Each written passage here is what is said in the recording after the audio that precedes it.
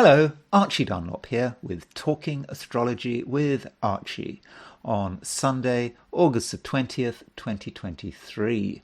Today I want to talk about someone who is a major hate figure for many. He's also the subject of a lot of ridicule, and that is Klaus Schwab, the founder of the World Economic Forum. Has its meetings in Davos, and it's seen as this supranational body which is trying to usurp governments, and it's this kind of secret body that's controlling our lives. At least that's the paranoia. I know you see memes about him all over the place. Like his photo with stuff like "let them eat bugs." We're all supposed to eat bugs in the future, apparently. He is seen as something of a Bond villain, something of a Blofeld. Doesn't the fact he was born in Germany of Swiss ancestry. Perfect background perhaps for someone like Ernst Stavro Blofeld. The World Economic Forum, is it really like Spectre? Of course, this is, I'm sure, a bit of an exaggeration, but I do want to look at his horoscope, and I want to look at the chart of the first meeting of the World Economic Forum in January the 24th, 1971. And I would like to thank Caroline Jones 3158, a commenter on my YouTube channel, for suggesting that I look at Klaus Schwab's horoscope. So here goes. Let's look at his chart. There is Klaus Schwab, top right, and there is his horoscope. Now, we don't have a time of birth, I'm afraid, so I put Placidus Housecast there, but it's not really appropriate to use Placidus Housecast simply because we don't know what time he was born, which kind of disappoints me. Normally you think that when you have people born in Germany, you would expect to have times of birth. You look at these old Germans in databases and on Astro.com's websites, and you invariably find times of birth. But no, we do not have a time of birth for Klaus Schwab, and I'm sure conspiracy theorists will come up with lots of reasons why there isn't a time of birth for Klaus Schwab. So you can see that he is an Aries. He has got loads of planets in Aries. He's got Saturn in Aries, Sun in Aries, Mercury in Aries, Venus in Aries, Moon in Pisces. So let's think, what might that Aries mean? I mean, Aries is impatient. Perhaps with people's slowness. Now, he is, by all accounts, a very intelligent man. I think he has a degree in mechanical engineering. He was an academic. I think he studied economics and business, and he's a professor at business. He was a business professor in Switzerland. I think he was a professor at the ETH in Zurich, which is, I think one of the best universities in the world. And so, this man is no fool. And perhaps he doesn't suffer fools gladly. Aries, obviously being a fire sign, when I've talked about fire is very much about intuition. It's about about just a knowledge about the way things should be. Sometime on this channel, I recounted a story about Carl Jung. Carl Jung the Swiss psychotherapist, when he had this interview about whether or not he believed in God. You can find it on YouTube. And he was asked this question: do you believe in God? And Carl Jung, by the way, was a Leo, fire sign. And Carl Jung was asked this question, do you believe in God? And he thought about it, and then he said words to the effect, he said, no, I know God exists. So there's a difference between faith and knowledge. And so if you've got 4 planets in Aries, fire signs, it's not like he has faith in his beliefs. He knows he's right. I said that about Emmanuel Macron, who's got a lot of planets in Sagittarius.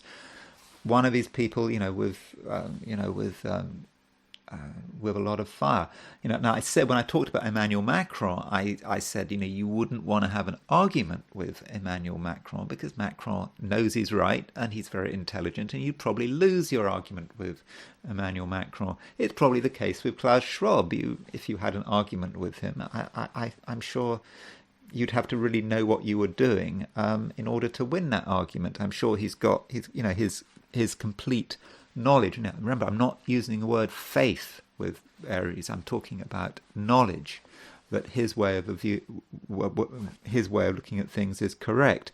But what is his way of looking at things? Well, he's associated with something called stakeholder theory. Stakeholder theory or stakeholder capitalism. Stakeholder capitalism is that businesses need to be run for the benefit of everyone. I suppose the workers, management, clients, customers.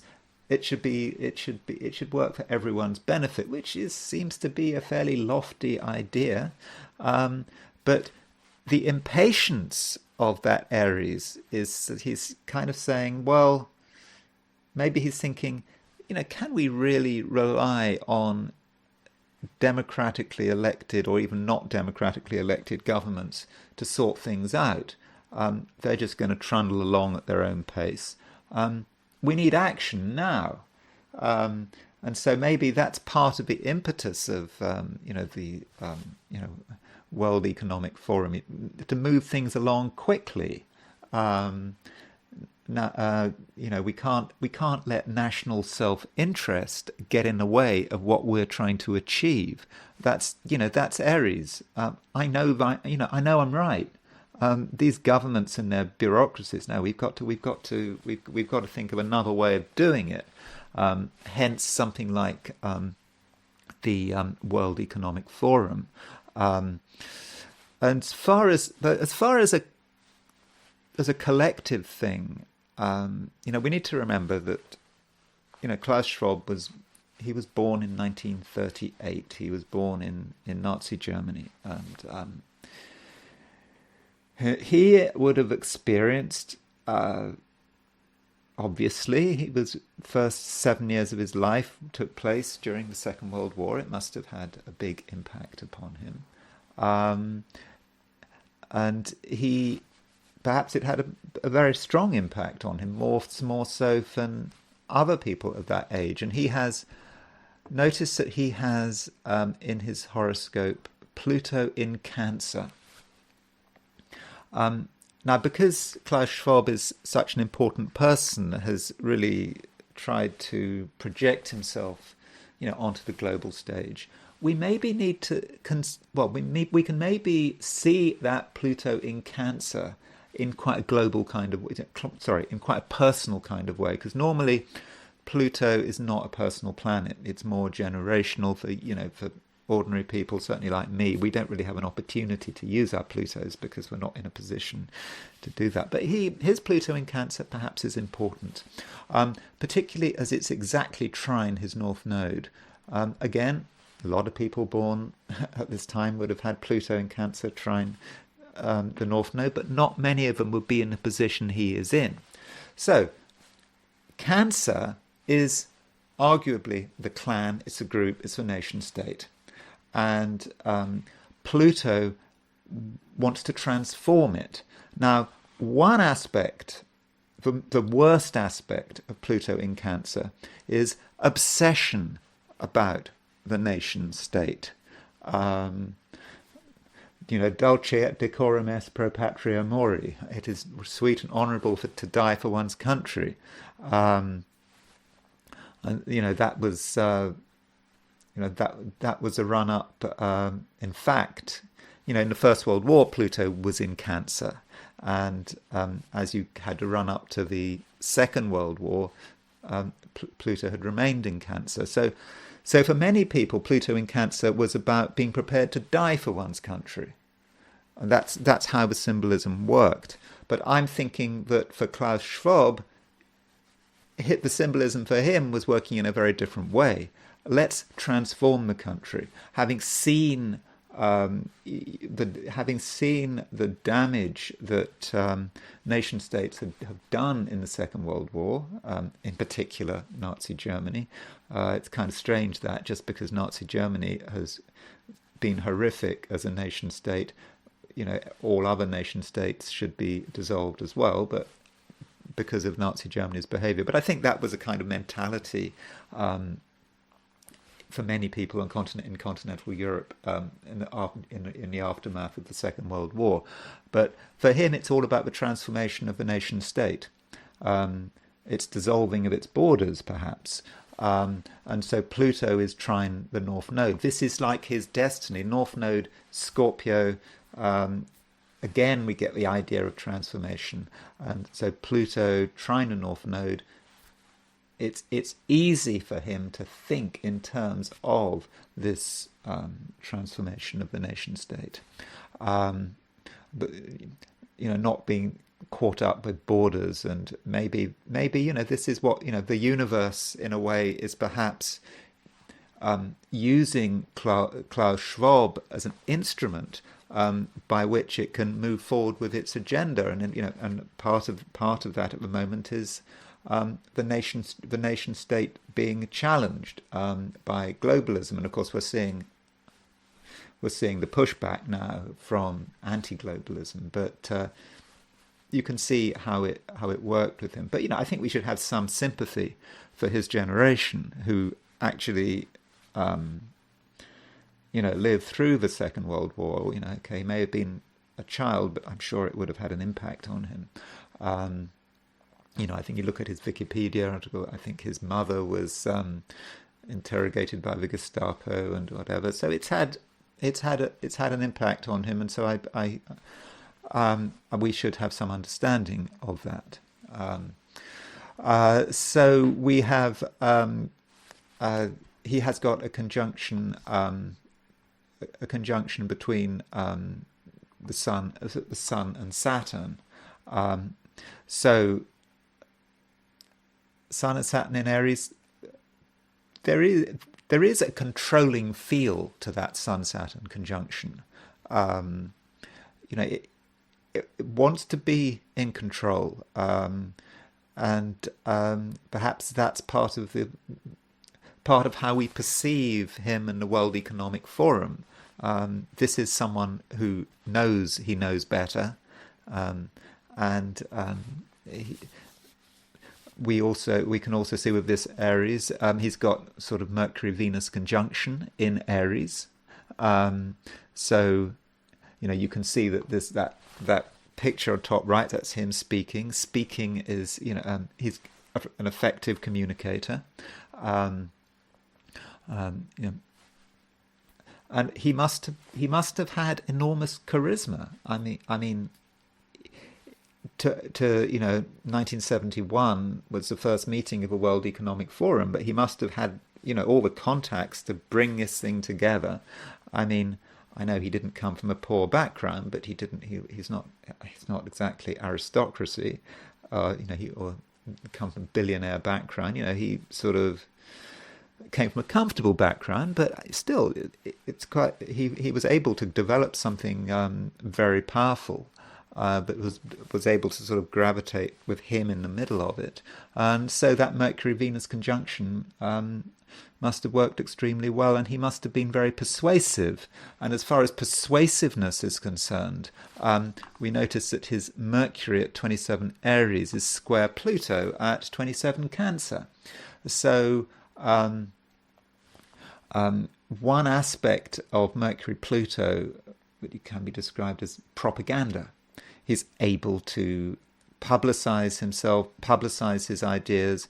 That's one aspect of how Mercury-Pluto is working. And again, Pluto, in his case, I believe, is about wanting to transform the nation state, move beyond the boundaries of clan and group. I mean, it's not just about the nation state. I mean, we think about in terms of his stakeholder capitalism and Pluto in Cancer.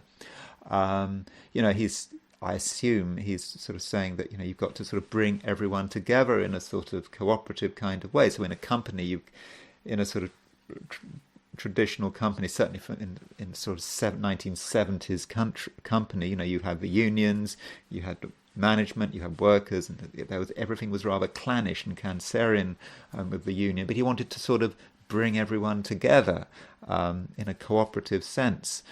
So that's what he's pushing. Mercury square Pluto. One thing I should go back on with his mother. I was reading this a brief biography of him. Apparently, his mother was interrogated by the Gestapo because she was speaking with a Swiss accent.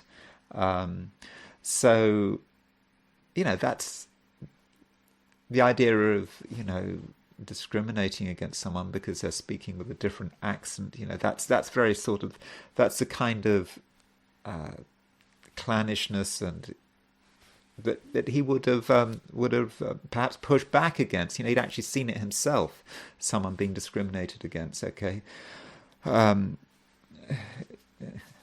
Gestapo, it wasn't obviously released it, but the idea that you've got that going on in his life. So again, we should have some sympathy for that, and our beliefs are very often strongly influenced by our early years. Another thing about his chart is he's got a conjunction between Mars and Uranus. That's very much about technology, as well as about, it can be about violence and warfare and guns and that kind of stuff. But Mars-Uranus is about the wheels of technology. He has a degree in he did have a degree in mechanical engineering.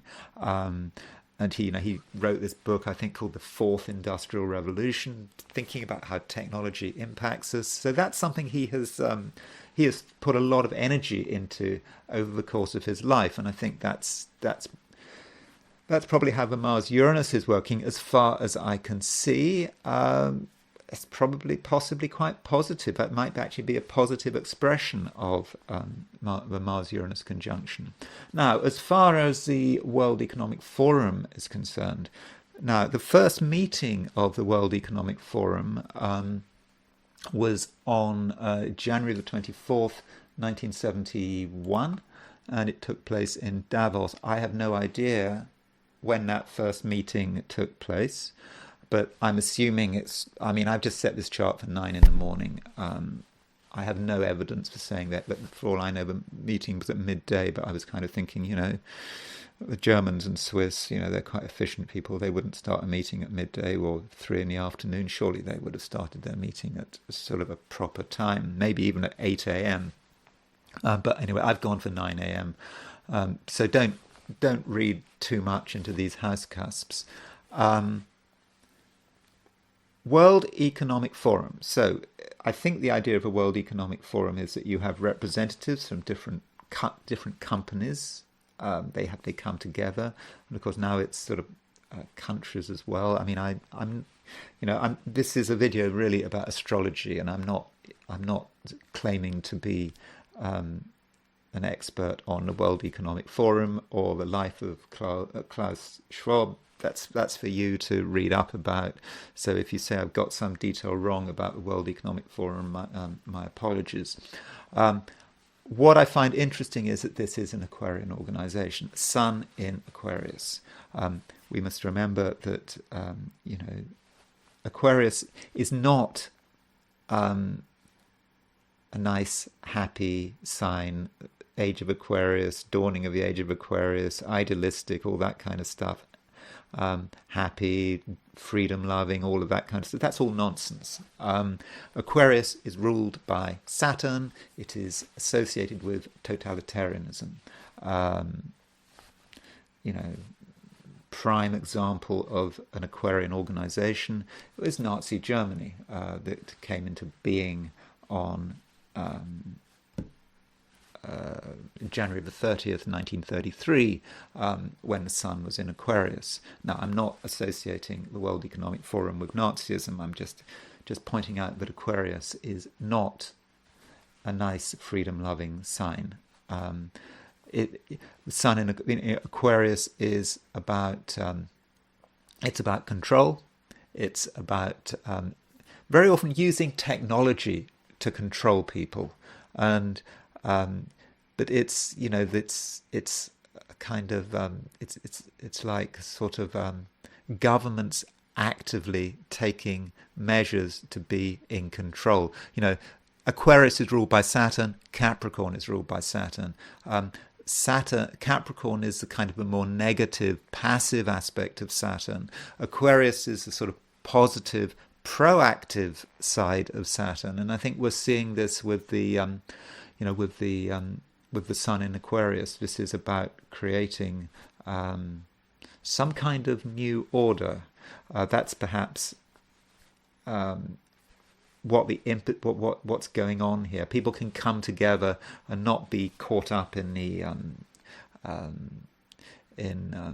red tape that comes with national governments. If you want to change the world, you have to bring people together, and I think that's very a Sun in Aquarius. Notice also that the North Node is in Aquarius, so that's where it's supposed to be going.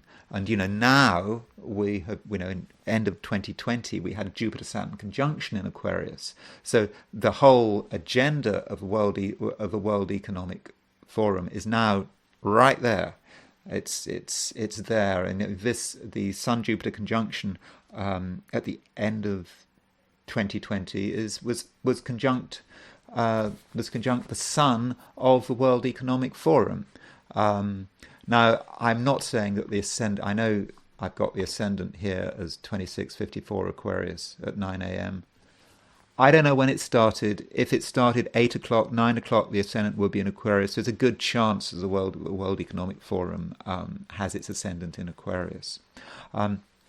Another thing to note about this chart is that the World Economic Forum took place when there was a Jupiter-Neptune conjunction in Sagittarius. Jupiter is about one's vision, how one wants to expand. Neptune is also about a vision. Jupiter-Neptune is about a philosophy, a vision of the world, and it's in Sagittarius. It just doesn't want to just stay in one place. It wants to go everywhere. So it's not surprising World Economic Forum, with all its big ideas about people coming together, moving beyond national governments, people cooperating, everything happy, not happy, but moving forward in the same direction, cooperation, governments cooperating, leaders cooperating, coming together at Davos with the Jupiter-Neptune conjunction in Sagittarius. That makes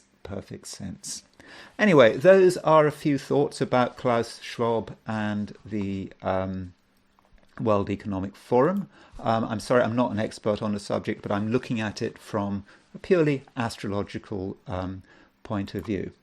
So that's all I'm going to say. Hope you found that interesting. And again, apologies for really not knowing a great deal about the subject, but I would urge you to do some further research. Anyway, I will talk to you again very soon.